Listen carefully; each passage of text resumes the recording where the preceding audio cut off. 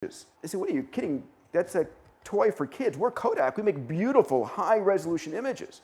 Besides, we're in the paper and chemicals business. And of course, in 2012, Kodak declares bankruptcy, effectively disrupted by the very technology that they had invented, but didn't understand what exponential growth would look like. But what's interesting is in this same year of 2012, another company, also in the digital imagery business, a company called Instagram gets acquired by Facebook, but they've got 13 employees and get $1 billion valuation. The difference between a, if you would, exponential company and a linear one is this kind of disruption. I've given it a new name. I call it the new Kodak moment.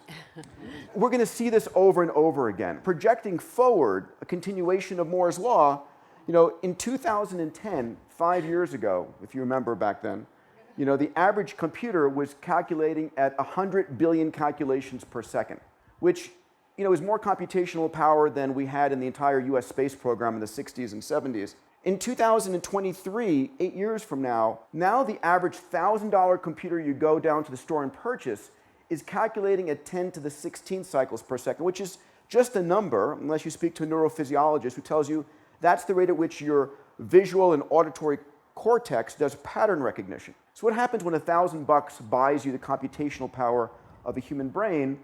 And of course, it doesn't stop there, because 25 years later, now $1,000 buys you the computational power of a human race. This is going to be transforming almost every industry. I want to share, if you would, the kinds of technologies we teach at Singularity University, that we study, that our students start companies on, that are converging and changing the world. And they are, robotics and AI and 3D printing and networks and sensors. And these technologies, what's most important about them is that they're democratized technologies. They're accessible almost to everybody.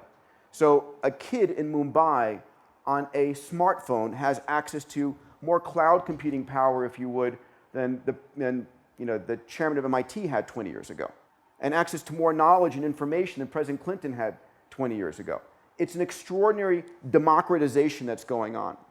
One of the most powerful technologies coming online, let me speak about some of these, is artificial intelligence. And AI is the ability of a computer to understand the language nuance, to be able to understand the cynicism, the humor, the confusion you have, and give you an answer